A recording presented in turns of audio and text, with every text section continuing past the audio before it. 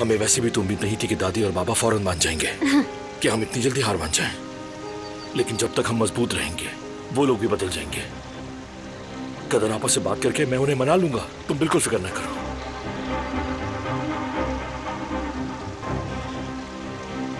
और जब वो मेरी तुम्हारे लिए मोहब्बत देखेंगे तो आसानी से मान जाएंगे, यकीन करो। और ताया भी तो हमारे साथ है, खानदान का सबसे मजबूत फर्द हमारे पीछे है। कोई हमें नहीं गिरा सकता। अब हम कभी पीछे हटने वाले नहीं हैं। खानदान के चंद फर्द हमारे खिलाफ है फराद।